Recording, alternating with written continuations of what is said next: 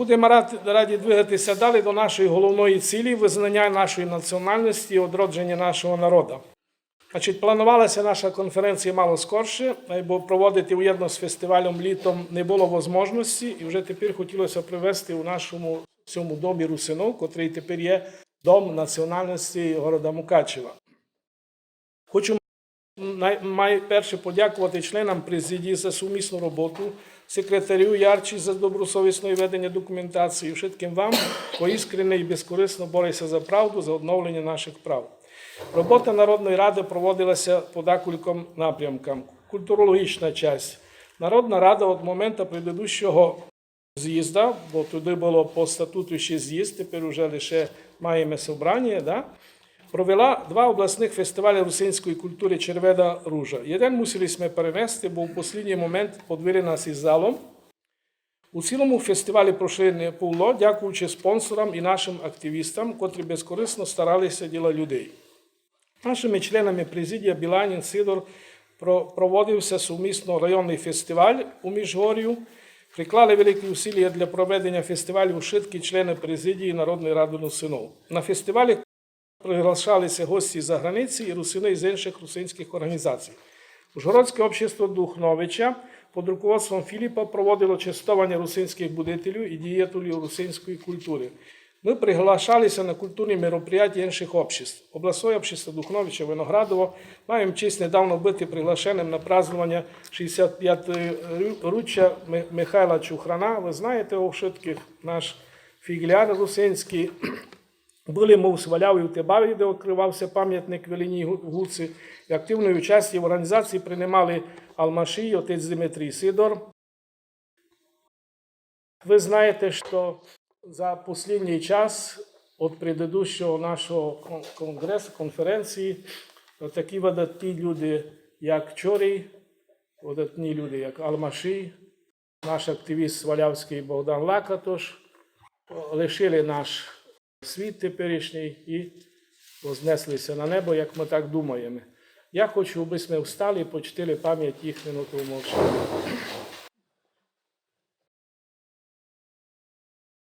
Чествували ми на родині Духновича. Михайло Бабідорич організував чествування Юрія Чорія і зустрічу русинських поетів і писателів.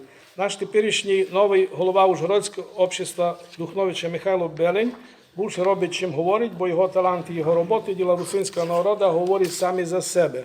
Були інші культурні мероприятия. Думав, що наші активісти у своїх виступах мене доповнять.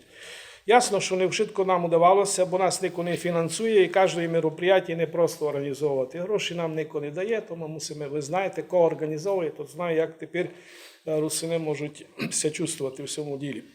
Літературна язикова робота. Велика заслуга у всіх галузках роботи лежала на покойних видатних наших людей Юрія Чорі, почетному голові Народної ради Русинов Закарпаття і Алмаші, активному члену президії Народної ради Русинов, заслуженому учителю.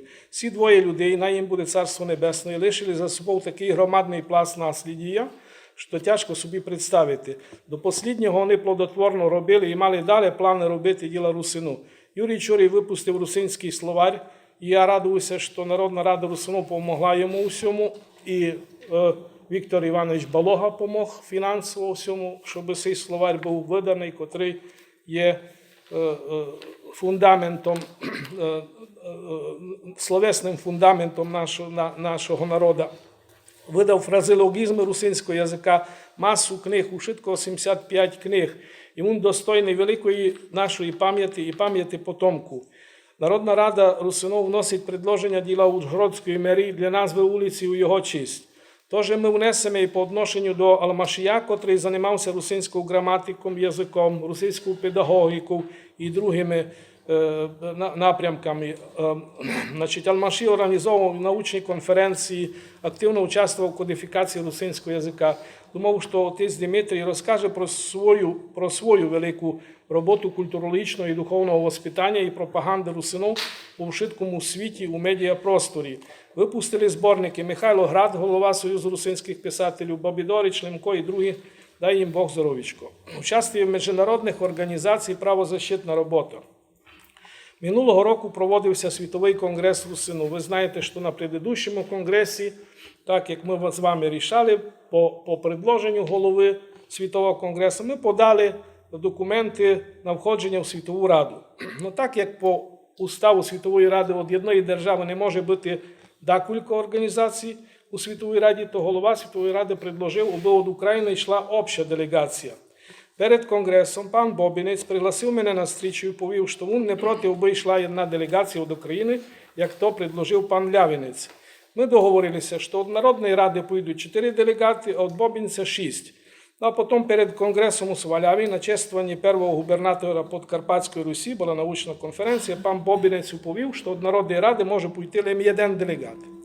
Я йому на це повів, що Народна Рада до такого ніде не впустить, і що про це я вповім голові Світової Ради, і що нас можуть там чекати як гостів, голова Ради. Я про це свідство написав пану Лявінцю. Через пару днів знову пан Бобінець пригласив мене і повів, ну добре, найдуть ваші 3 делегати, а в кінці знову не додержав слова, бо дав їм 2 мандати. Значить, на жаль, я не мав можливості туди пойти, бо він паралельно вже зарані мусив бути в другому місці, а представляв достойну Народну Раду Михайло Бабідович, був ще Михайло Град і Савчук. Хочемо вести чесні відносини із іншими русинськими організаціями і додержуватися договореності, а іншак не є смисла на брехні строїти відношення. Ми і далі не проти консолідації русинських організацій, але на основі того, що ми русини і маємо мати своє ім'я в Україні, а не мати двойну національність через чорточку. Ми вважаємо державу і її закони, або ми маємо свої інші особливості і будемо їх добиватися законним путем. Бо кіть про це голос не казати, то будемо мати ніч. Лем нашу бесіду перебачте в Бударі. Ми є законними членами Федералістської Ради Європейських національностей. Це є організація європейська, яка є консультативним органом при Раді Європи і при Організації Об'єднаних Націй. Дуже серйозна організація. Ми там состоїмо вже із 1997 року. 23 роки тому ми вступили в ту організацію, але активно, бувши останні роки в ній участвуємо. Ми були в парламентах Італії, Германії, Мадярщини, де проводили засідання, і де я мав не один раз можливість висловити нашу позицію цієї поважної організації. Ми мали можливість знайомитися із положенням національних меншин у різних державах. Данія, Германія, Польща, Словакія, Мадярщина, Хорватія, Сербія, Австрія, Італія. Наконець ми були і у Києві з Михайлом Беленем недавно, сравнительно, де проходила конференція «Діалог заради майбутнього». Ми там могли дискутувати з представителями влади України, від Верховної Ради, уряду, Міністерства культури і національних меншин. Ми приймаємо участь у 3 групах з Федералістської Ради, у 3 проєктах. Окремо Слов'янська група є у Федералістської Ради Європейських національностей. Так. Далі група національних меншин, котрі не мають свої держави, і общий конгрес Федералістської Ради Європейських національностей, де представлені всі національні меншини Європи. Від України, крім нас, туди входять ще мадяри, німці, греки, молдавани і кримські татари. У Європі знають про Русину і хочуть, аби спокійно цей вопрос рішався положительно в Україні. Планується ще діалог із нашою українською владою, аби ми у діалозі рішали наболівші вопроси. Значить, ще одна зустріча була, заміститель міністра культури і національних меншин, який був у Києві, Юраш, він був тепер недавно і у Ужгороді, там проходило таке виїзне засідання Міністерства культури, і там я теж мав можливість повісти і вказати, скільки ми маємо своїх, значить, трудов, і свої пісні, і свої, значить, і словарі, і фразеологізми, і свої колядки і так далі.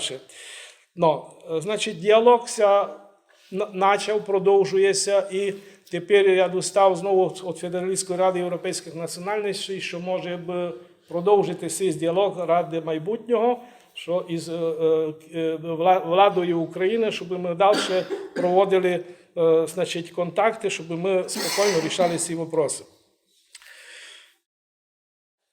І з паном Палінкашом ми були приглашені на Балатону Мадярщину, де проводилася конференція для виходців із Закарпаття по століттю Сен-Жерменського соглашення. Вони, правда, то розпозирували мало під своїм углом, а русини то сприйняли як благо, бо стали обрітати свою національність, школи і так далі. Ми розуміємо, про що йде слово. Важні питання, і зустрічі мав отець Дмитрій, я думав, він про то оповість окремо. Ми обращалися і посилали письмо новому президенту України про наші проблеми. Народна рада обратилася і до руководства регіональної телерадіокомпанії, бо хочуть сократити одну посаду русинського редактора. А для других національних меншин не сокращають. Так що ми ще будемо обращатися в Київ і думаю, у резолюції обратимося від нашої регіональної власті, щоб і вони обратилися, аби не ущемили наші права по національним ознакам на телевіденні. Ми маємо бути мудрими і захищати наші інтереси законними, мирними путями, бо і так ситуація у державі тяжка. Далі гибнуть люди на Востоці. Тяжко глядати компроміс, коли тільки погибших і покалічених. Ми не є екстремісти і сепаратисти. Ми підтримуємо інтеграцію України у європейські структури. Або ми маємо законним путем добиватися своїх прав мирно і наполегливо.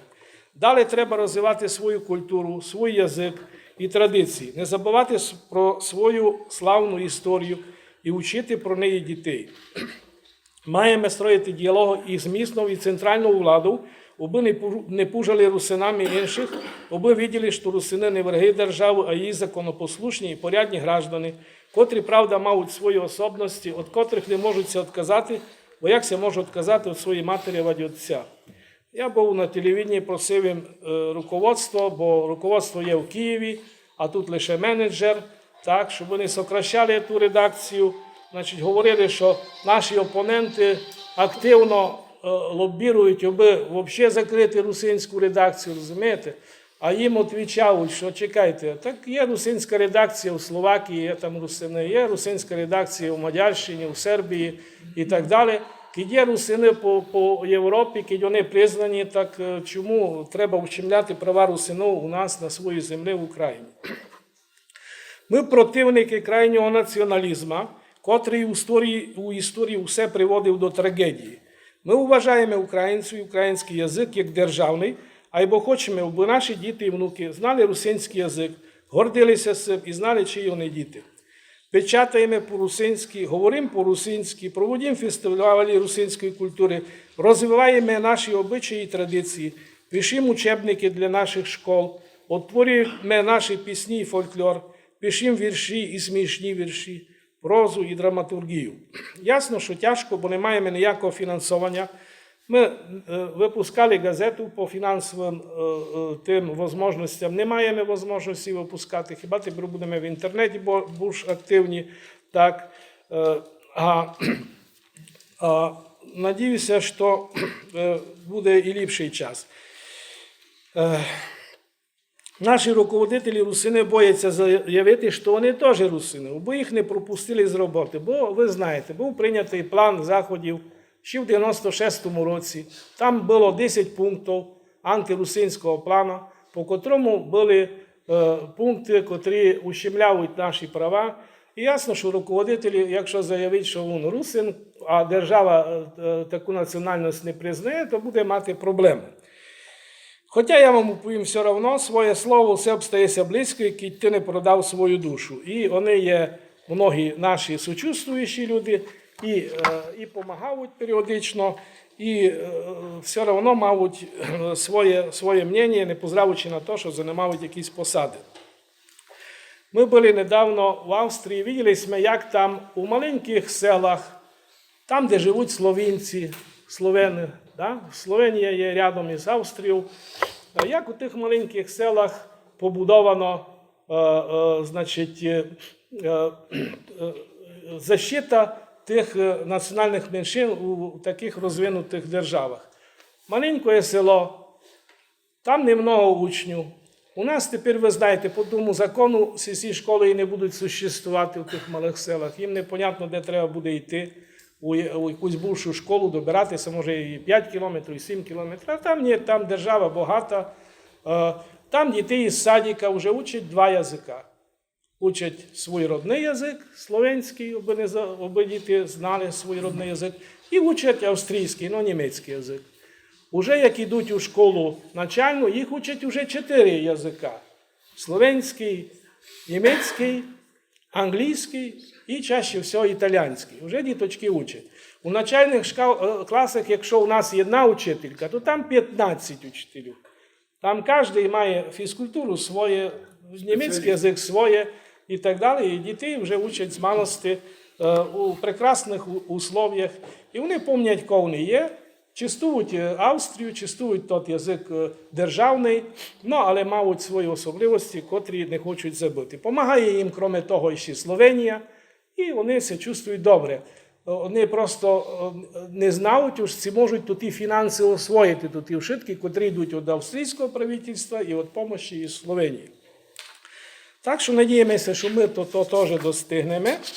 Були ми там, де живуть фрізи і так далі, як допомагає Німеччина, Данія, Голландія і так далі з цим малим народам, котрі теж мають проблеми, аби язик їх не пропав, бо молодь вже йде, знаєте, у великі города, там вже йде асиміляція і так далі, і то є проблема не лише для нашої держави, а й для других держав, але там є велика фінансова допомога.